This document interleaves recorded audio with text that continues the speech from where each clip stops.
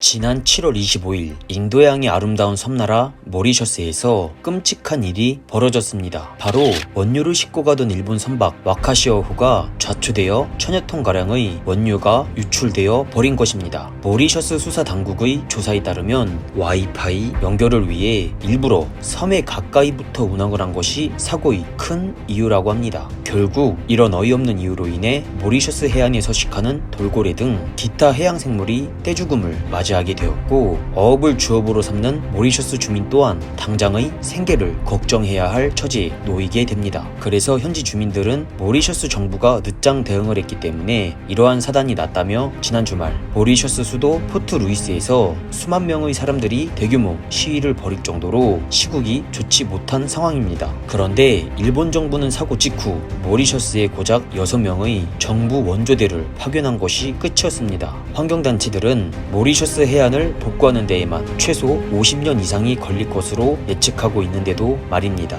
게다가 엎친 데 덮친 격으로 기름 유출에 대응하다가 좌초 현장을 떠나던 예인선이 바지선과 충돌하면서 선원 최소 2명이 숨지는 안타까운 사고까지 발생합니다. 지난 20년간 희귀 동식물들을 위한 환경보건 작업까지 벌여온 모리셔스, 지나가던 타국의 선박으로 인해 한순간에 삶의 터전을 잃어버린 그들에게 어떤 위로의 말을 건넬 수 있을까 싶은데요. 결국 참다 못한 모리셔스 정부는 일본에 13억 4천만 모리셔스 루피, 하나로는 약 404억 원에 달하는 배상을 요청합니다. 이에 모리셔스 주재 일본 대사관은 가능한 배상 요구에 최대한 신속히 행동할 것이라고 밝혔고, 아베 총리의 후임으로 유력한 스가 요시히데 관방장관도 모리셔스의 기름 제거 작업 등을 돕기 위해 장기적 지원을 제공할 것이라고 밝히기도 했습니다. 하지만 사고가 발생한 지 한 달이나 지난 시점에서 듣기에는 너무 늦은 발언임에 틀림없었고, 국제적으로 여론이 안 좋아지니 대외적인 비난을 피하기 위해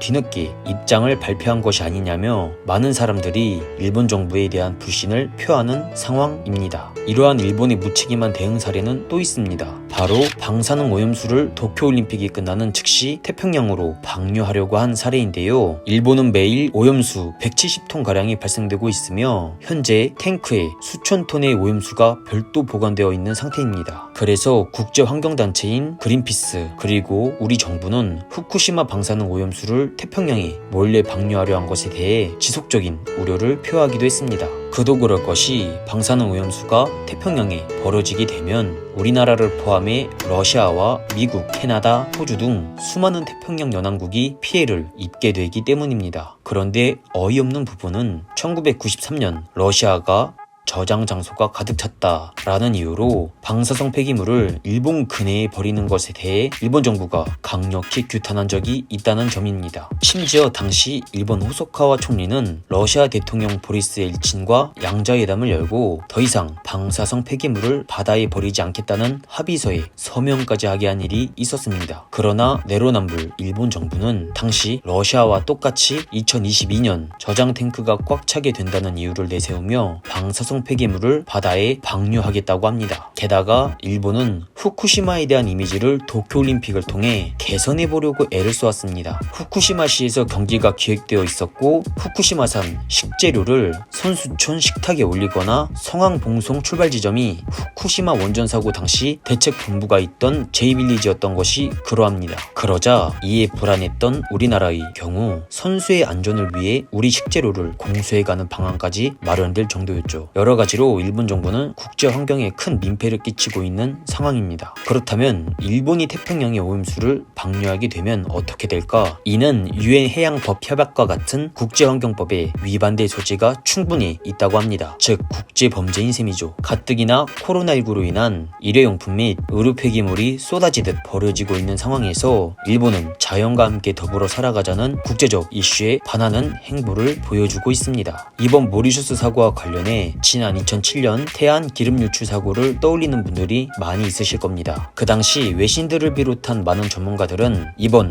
모리셔스 사고와 같이 태안의 해양 생태계를 복원하려면 적어도 수십 년이 걸릴 것이라고 예상한 바 있습니다. 하지만 전국 각지에서 각종 자원봉사자 총 123만 명이 모여 모두가 제일인 듯 발벗고 나서 외신들과 전문가들의 부정적인 예상을 뒤엎고 단 10년 만에 복원에 성공하였습니다. 이 태양기름 유출 사고 대응은 우리 국민성을 보여주는 대표적인 사례라고 할 수 있습니다. 그 외에도 1997년 외환위기 사태가 닥치자 범국민적으로 참여한 금과 외화 모으기 운동, 각종 자연재해와 참사가 발생하면 전국 곳곳에서 뻗치는 도움의 손길 등이 있어 왔습니다. 코로나19 관련한 국내 기부금 또한 국내 확산이 시작된 지 한 달밖에 안 된 시점인 3월 초부터 무려 1,000억 원을 돌파했었다고 합니다. 우리 민족의 저력인 국난 극복 정신이 재현되고 있다는 것이죠. 또한 우리나라는 정부와 기업, 개인 차원에서 환경을 위해 많은 노력을 하고 있습니다. 대표적으로 정부는 지난 2018년부터 카페 내에서 일회용 컵을 법으로 규제하였고, 기업에서는 친환경 소재 개발, 업사이클 프로젝트 등을 진행 중에 있습니다. 업사이클 프로젝트는 환경부도 권장했던 바 있죠. 번외로 업사이클 프로젝트란 버려지는 물건을 재활용해 새로운 가치를 가진 제품으로 만드는 것을 뜻합니다. 이 같은 업사이클 프로젝트를 하고 있는 아주 훌륭한 패션 브랜드가 있습니다. 바로 라카이 코리아인데, 이 브랜드는 고객이 가지고 있던 헌 의류 혹은 신발을 라카이 코리아로 보내면 검수와 세탁 과정을 거친 후 특유의 커스터마이징 기법을 통해 리폼한 새로운 제품으로 재탄생한다고 합니다. 여기서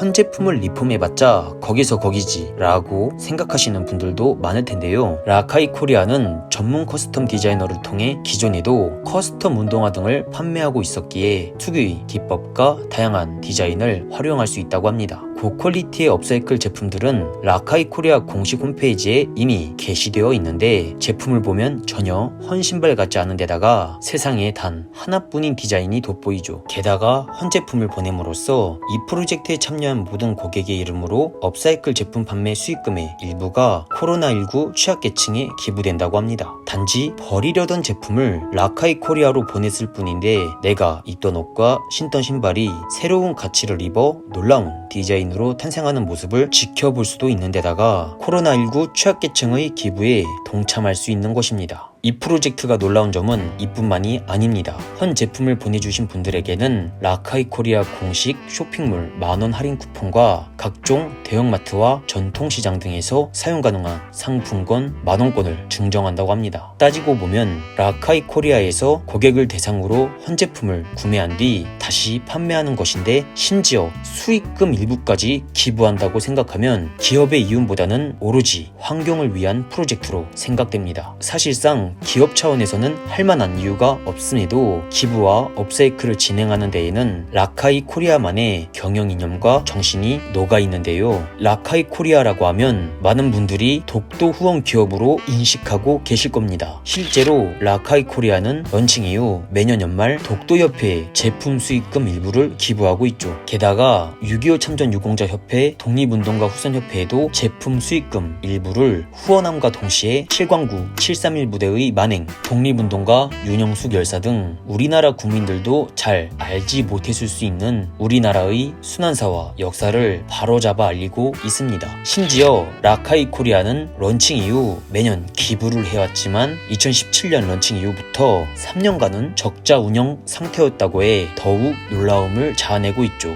우리나라는 자국민으로부터 종종 호갱의 나라라고 불릴 만큼 해외 시장에 비해 국내 상품 가격이 높게 형성된 경우가 많습니다. 하지만 라카이 코리아는 자사 신발을 해외에 3배 비싼 가격으로 판매하고 있어 국내외에서 많은 관심을 불러일으킨 바 있는데요. 이에 따라 해외 고객들의 문의가 빗발치는 와중에도 라카이 코리아는 해외 판매 중인 제품의 대부분은 한국적 디자인과 역사를 알리기 위한 것이므로 한국 기업이 국내 판매가와 해외 판매가의 차별을 두는 점이 당연하다고 생각한다며 이후에도 쭉 가격 변동이 없을 것임을 공지했습니다. 우리나라 시장을 얕잡아봤던 해외 기업들과는 전혀 다른 면모를 보여주었다고 할 수 있겠네요. 마지막으로 국제환경에 피해를 주었던 일본의 와카시아오 사건이나 태평양 오염수 방류 사건을 보며 우리 또한 환경에 대해 더욱 경각심을 가져야겠습니다. 우리도 1970년대 이후 산업과 경제가 급속히 발전해왔기 때문에 갈수록 많은 환경 공해 물질을 배출하고 있기 때문입니다. 지구를 살리고 자연과 더불어 살기 위한 여러 가지 시도와 우리나라 국민 특유의 극복력이 맞물리면 더 큰 시너지 효과를 내지 않을까 생각합니다.